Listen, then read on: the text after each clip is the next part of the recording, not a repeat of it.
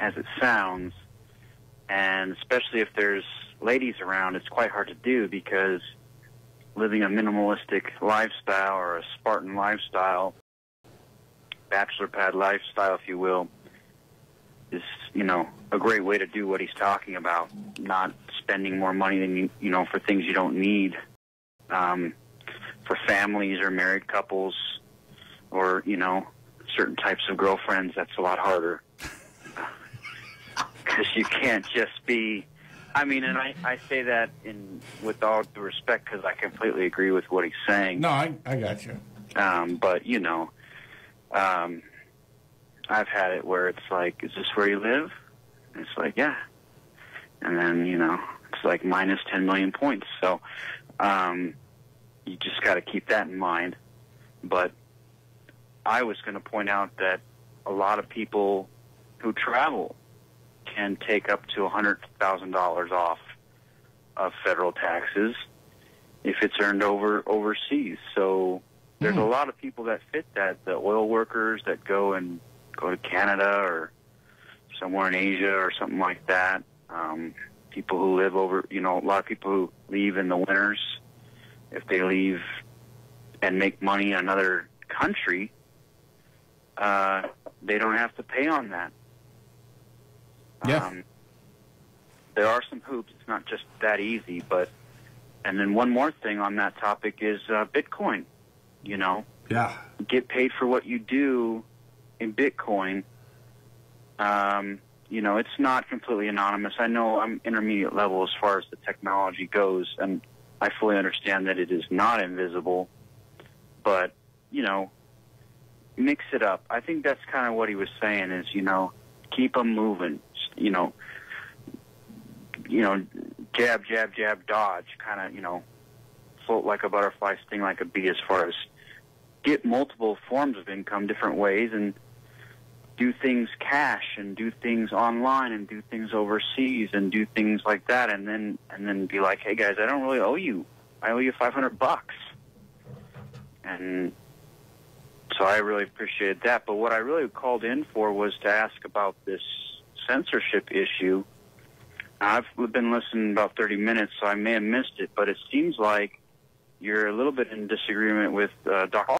Paul on this. Because I was listening to Liberty Report, and he said, hey, we can't call this a corporation issue or a private company issue.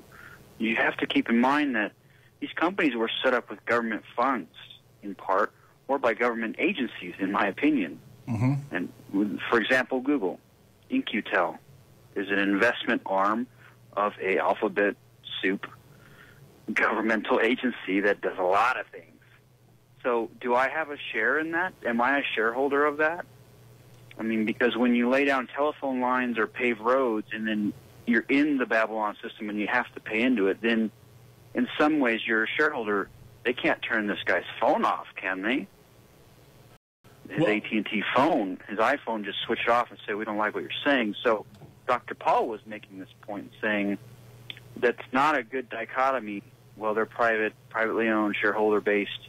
They can do what they want because we've paid so much into these folks and propped them up that now they're just switching you off. And I just wonder what your thoughts are on that.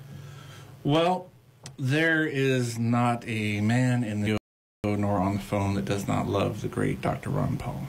And I haven't heard that Liberty Report specifically yet, but he has been known to be wrong at least once in his life. And my position on it is just that I don't care.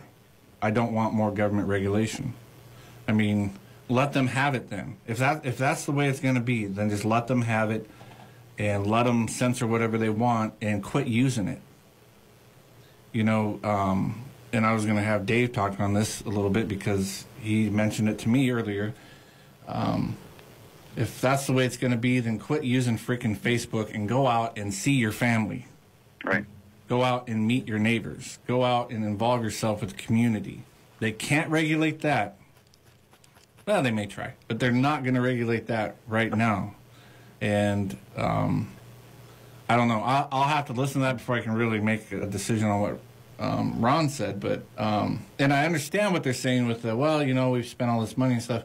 But even the cell phones and the pay phones and all that, if you don't pay your bill, guess what happens? They cut you off.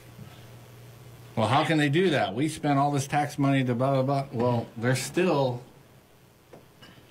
rules with it, and they're not the government. Facebook is not the government. We all can use the internet, and there's a little thing that you agree to when you join Facebook or Twitter or any of the other platforms. Even Liberty.me has a little thing that you agree to something, and if they want to cut you off, cut it off. I just do not like, because it's a slippery slope, and it's just dumb, in my opinion, to say, well, and here's another thing. When they steal that money from you, for one, it's being stolen. You don't owe them jack. They steal it from you. And once it's stolen, I don't think that you have a right to whatever they use it for. Otherwise, can I go down and jump in a Burro dump truck and say, well, I need this for a job, I'm going to use the Burro dump truck, or I'm going to jump in the state's road grader because it's the best piece of machinery in the whole state, and I want to grade my road. Heck no. They'll blast you. They'll shoot you in the face. Right. So, in my opinion, once that money's stolen, it's just like when a thief steals it. It's not yours anymore. It was stolen. Whatever they use it for, it's not. You don't get a say in it anymore, because you obviously don't get a say in it. No one asked me if I wanted to start the internet. No one asked me if I want to repave this road or that road. No one asked me if I want a telephone line going past my house. No one asked. They do what they want. And so, and I think there's maybe I'm not saying it right, but I think there's also a danger in letting yourself start to think that you have a position or a sharehold in the stolen money, because you don't. You really don't. And I don't want a stake in the stolen money. Right. 90% of the law is possession, and they possess those funds that they stole from you. But at the same time, if I stole firearms from your house and then pawned them, you know, you want to lock it up. You want theft from occurring. The prevention is number one, but anyone that found out you went to this pawn shop and you got this amount of cash and you live over here and you're on video stealing it would certainly go to the pawn shop and go to the police and say, I'd like that cash, or I'd like the firearm back, I'd like this man put in jail. So right, but we also we can't equate persons with state. The state is above all that. Right. True. And only because, I mean, even when you go to the cops, you go into the state. The state has the gun. The state is the gun. Right. And we just can't equate the two together. And I totally understand what you're saying. You're right. And on the other side, I don't think it's right. And I don't like the, I don't like to get government involved more. Especially don't like people saying, I just don't like the conversation. Stop the conversation. Go about it some other way. Don't get the government more involved. That's never been good. It's never good. The government always corrupts. It's the hell's paved in gold or whatever. It never turns out good for us. Never. If anything, it's better. If it bothers people so much, quit Facebook. Right. I want to point one more thing out, and I agree with you completely. I'm off Facebook, and there's Gab.ai instead of Twitter. There's a lot, because a lot of libertarian thought is create your own, right? Hey, you don't like Twitter, it's not, Gab's been around for a couple of years now, and it runs just like Twitter. Oh, I've never even heard of it. Yeah, or like you're saying, hey, turn it all off and go out and talk to people, or call the radio station and talk to the host about an interesting conversation, right? Sure. But that's what people need to do. But what they're doing, and I even want to get this out there for public awareness, is now they're going after the payment processor. So let's say you're not on any social media, and you've got you engage in crime thought, right? You're a libertarian, and you said, taxation is theft. Wow, we need to shut your website down. They're going after now that I agree with you, and I want to pay you Visa, MasterCard, check by mail, the bank accounts, the Shopify, the PayPal. That's the next step. So sure. A lot of Bitcoin. people lose the libertarian point of view when you say go to the other platform or create your own. They go, okay, but when you can't take money to let's say you were taking money to pay for your show, you were selling me T-shirts, and they shut it down, so I can't even buy your T-shirt with my Visa card on your own website. You can't just go out and create the Visa network. Right, but you already answered that question. Bitcoin, somebody else already created it. True. There's a runaround. There's always a runaround. Sometimes we may not have the immediate answers, right? Even the market never has, I shouldn't say never. The market doesn't always have the immediate answer. But when there's a need, the market will fill it. The state can never be better than the market. Otherwise, there would not be there wouldn't be a word called black market in our vocabulary. The state's always behind. Even in all its regulations, if you think about it. We know that. All the great regulations that the government says, yes, we stopped this from happening from our wonderful regulations. Well, they always jump on the bandwagon after those things have already been depleted or on their way of going out. Like with monopolies or the child labor and stuff like that. They're always late to the game. And sometimes they might be ahead of the game on the bad stuff. Just give the market time. It's just like Bitcoin. Bitcoin's a wonderful answer. Now there's hundreds of different Bitcoin type things out there. Well, cryptocurrencies. It's like take the example of lead and gasoline. The reason the government jumped on the bandwagon of people not wanting it in the gasoline. People were protesting it. New York banned leaded gasoline for a time because people knew the environmental cost, but it was because the government that lead was put in gasoline in the first place. Right. And I've told that story before. They knew ethanol worked just fine back when the Model A was built. But because of payoffs to certain government individuals and because of patent law, they put lead in gasoline. Mm-hmm. So they always jump on the bandwagon late in the game and then claim credit for anything good that comes out of it. Well, I'll just say this: NPR is state-sponsored, and you guys are doing your own thing, and this show is way better than anything I've ever heard on NPR. So I'm just going to go back to listening. Thanks, guys. Well, thank you. Appreciate that. Thanks. NPR. Oh, yeah. I would hope so. Good grief. I watch NPR every once in a while. Like when I want to take a nap. Click that baby on. I'm gone. Seconds. Dave, and Mike, let's steer back a little bit and expand on a little bit what we're talking about with, Dave, you brought up Walmart. Yeah. For an example. Well, we were talking about, I got some static there. Yeah, this good? You cut out for a moment, too. Okay. Billy Call was talking, he was talking about going to your local market and stuff like that. Well, even if you continue to shop at Walmart, it's, let's say that it's more about how you interact with your community than the details. Mm-hmm. So, like, when you go into town, if you interact with people or you get to know people, that will meet your social interaction need. Like, part of the reason people spend so much time on Facebook and Twitter is that people have a need for social interaction. Like, that's a human thing. And if you're getting that from your community, even if you're still shopping at a big box store or something like that, it's going to eliminate your desire, or it will satiate, let's say, your desire to use Facebook and Twitter as a substitute for interacting with real people. Yep. Mm-hmm. In a similar way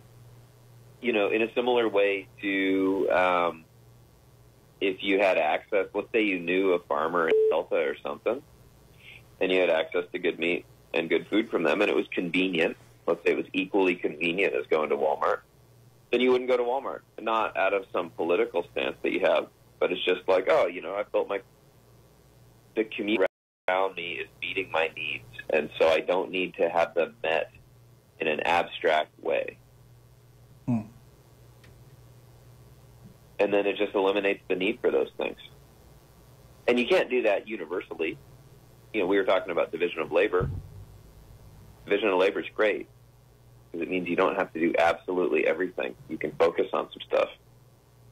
But, are you going to have, for certain things like interpersonal interaction, there's no substitute to working with and talking to real people.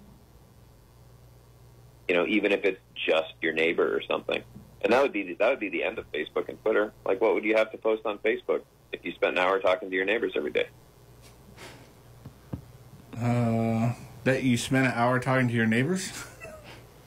Yeah, you could do that.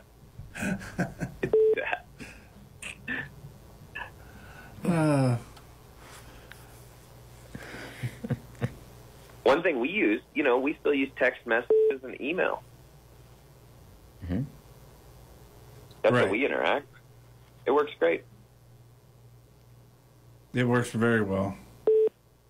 Or even letters. Letters are still great. There's something to be said for. Well, that's what I mentioned. Being adept at new technologies, because sometimes stuff emerges and you want to be on board with it. Like knowing how to drive. Knowing how to drive is really useful. It's been helpful for me. Right. It's a big deal. Sometimes there's technologies that come along that are a big deal. So not talking about chasing trends, but a lot of times you can use other ones. And like writing a letter, writing is fantastic. I've been writing a bunch to no one. I've just been writing. But writing a letter is great because you do it differently than you would if you were doing a Facebook post. Like when you do a Facebook post, it's not to anyone and it's not really about anything. It's just like, hey, I'm alive and I'm doing stuff and you should care about it. It's highly impersonal. And then when you send somebody a text message, like maybe it's brief, but at least it's kind of personal. And then when you send somebody an email, you sit down and you actually think about it. And then if you write somebody a letter, like by hand, you got to get a piece of paper and a pen. You got to fold the thing up. You got to put it in an envelope. You have to drag your butt to the post office and mail it. So the idea that you're going to write a really trivial letter to somebody is pretty low. So all those different mediums are useful, but they all cause you to interact with somebody differently. So there's something to be said for that too. That's one of the things that might be the case with radio here. People who listen to radio aren't trying to get content that's tailored exactly to their needs or to their wants, let's say.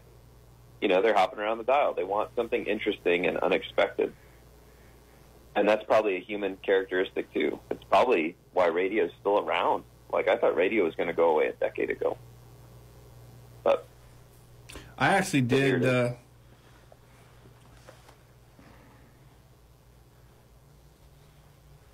yeah. I actually did, too. When internet, I actually thought, Rush Limbaugh's done. Who's going to listen to that crap when you can listen on something on the internet? But then one day we decided, we should do that too. Yeah, well, the idea with the internet is you can get everything you want. But sometimes you don't. Sometimes you realize that everything you want won't meet your needs. Right.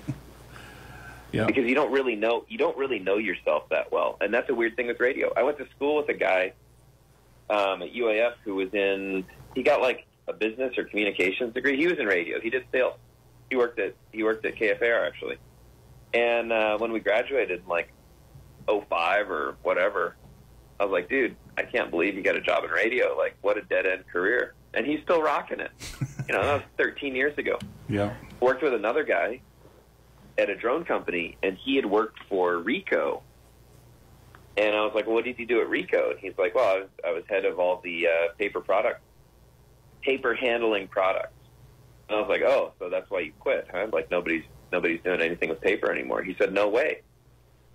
People print, more pages are printed per person on the planet today than at any other point in history. Mm-hmm. Because people need to interact with physical documents. Right. And so the more computers there are, the more stuff gets printed. Counterintuitive. Yeah, Anyway. That's a great point, because you take ebooks. I mean, ebooks were coming out, and people thought, traditional books are dead, but they're not. And personally, I prefer going through a regular book. It's terrible having to carry all that weight around when you do, but it's so much easier to go find something than it is in a Kindle. Yeah, you get like a spatial aware. You know about. You know where you're at. You know where to go. And you physically interact with the object. Yeah. And when you're reading Conceiving Liberty, it's actually a workout to carry the book around. Yeah. but you can look at it and say, okay, I'm 2/3 through the book now. Or you can say, I'm only 1/4 through the book, and I'm going to be another year getting through that whole thing. I bet Rothbard wrote that book in less time than it takes to read it. Oh, there's no doubt. I bet there's no doubt. But man, what a... that is still my favorite book. What a book. Man, fascinating book. I do like your point, though, and I go back and forth. Sometimes I want to read a paper. Sometimes it's just I don't. Or read a book with pages, and so I read a lot on my phone. And then, which is kind of dumb, because I have a tablet, and every once in a while I'm like, hey, that thing's bigger. It'd be a lot easier to read on that instead of losing my eyesight trying to read this stupid... Because I blow the words up, and then I can't get the whole page, so I turn the phone sideways, and I look over and go, oh, yeah, that. But books, Conceived in Liberty, should be read as a book, the first time at least.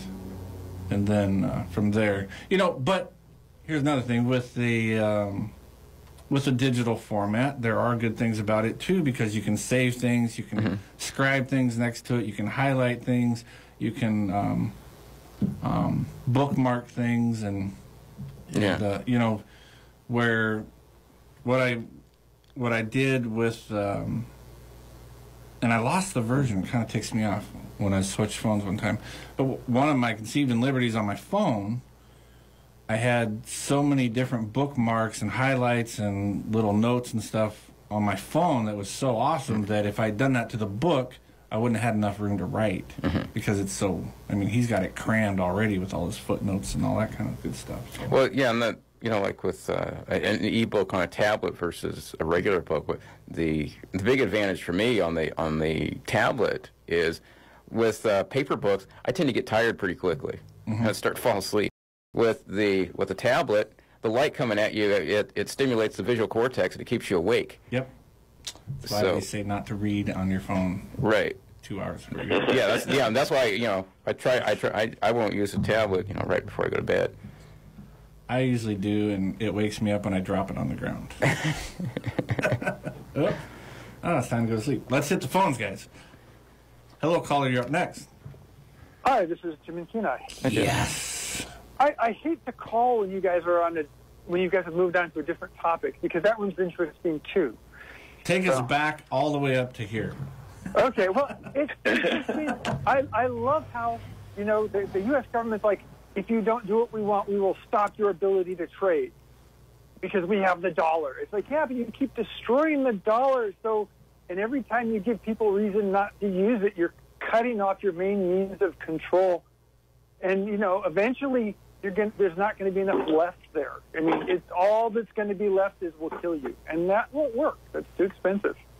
So yeah, that's right. Convince people more to move to Bitcoin. I mean, that's a good plan. Convince Russia to stop using the dollar. Convince Iran to stop using the dollar. Keep doing that. That's a good plan. You're cutting off the only thing that's holding you up. That was my first point. So yeah, that is very true. I mean, they do have to. The only thing that keeps that sucker rolling is that dollar bill. And why don't they try and stop the drug dealers from using the dollar, but that doesn't. Well, but I've heard that drug dealers, that the drug trade is moving. So, man, they could. It would be funny if eventually the dollar is only used by. They'll only collect it in taxes. They'll have Krugman's ultimate fantasy of the dollar has value because the government wants it in taxes, and that's all. That'll be good.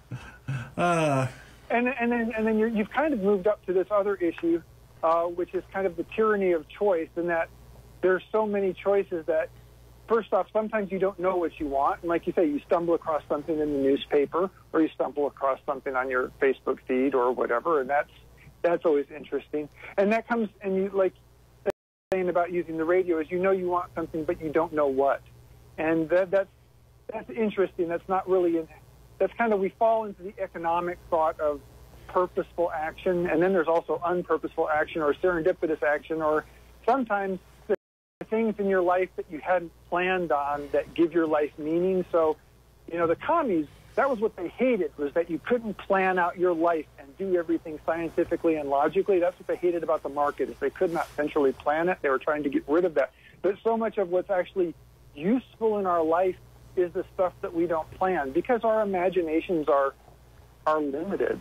And so often, the human tendency is to get caught up in the entertaining, and it's only when the meaningful forcibly intrudes on your life that that's where your life actually has a deeper meaning than just temporary gratification.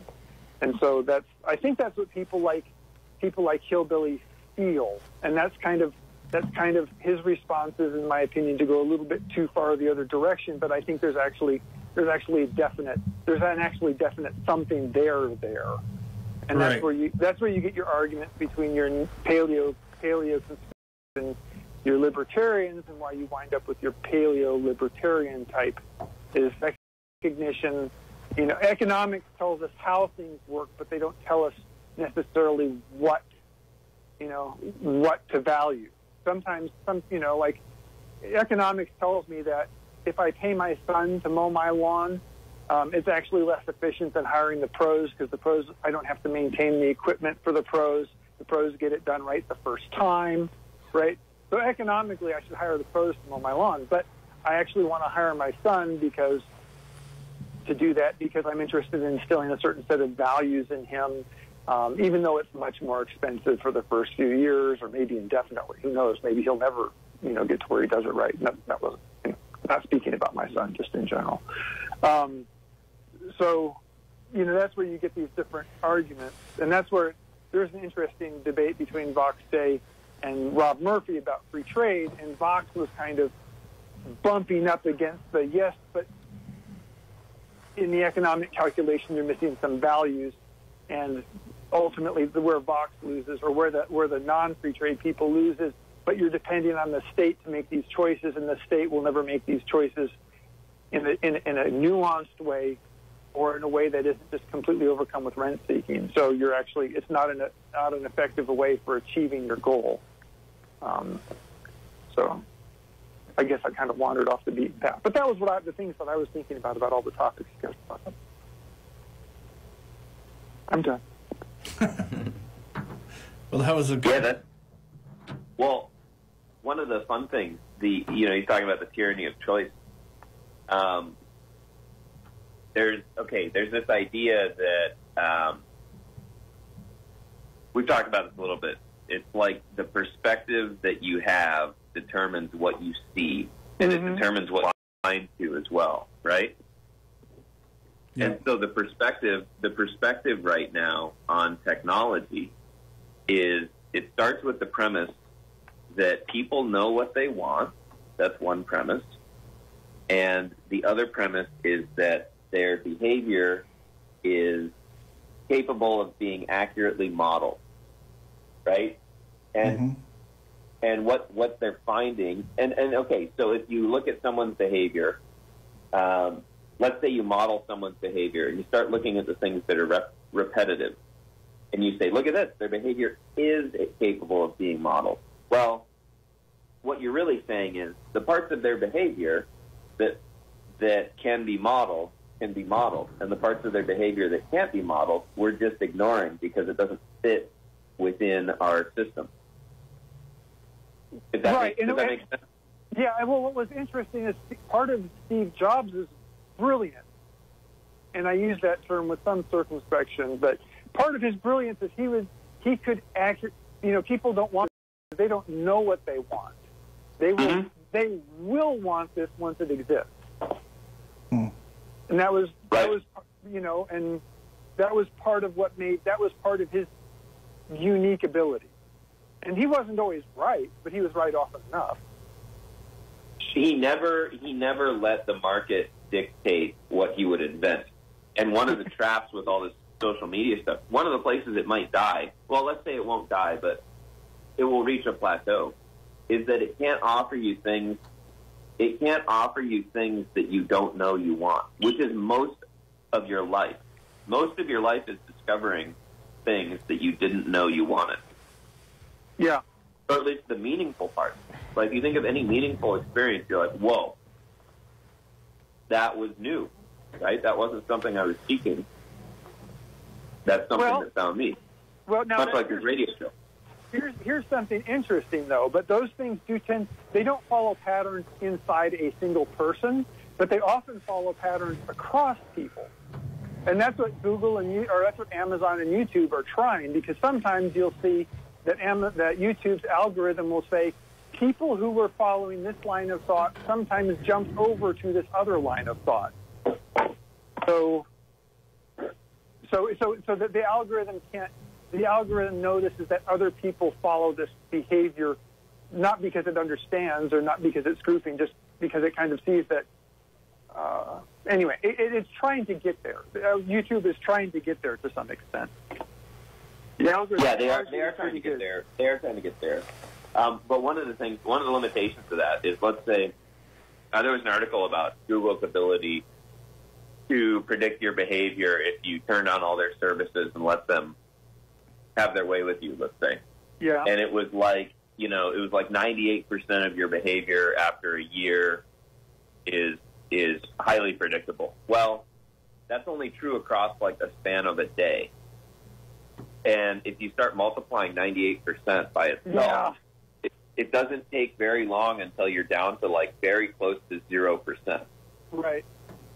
Because it's like 98% times 98% is, 97% and change. And then you keep going, and it keeps on degrading more and more rapidly. Well, it's kind of like classical or mainstream economists are very good at predicting the curve which is already established, right? They don't notice the skyscraper index. Right. What happens next? They have no idea. The same thing happened with Ebola, avian flu, the housing bubble. There's this saying about Zero Hedge. I'm gonna throw Zero Hedge under the bus while we're here. Zero Hedge has correctly predicted 34 of the last 2 recessions. Yeah.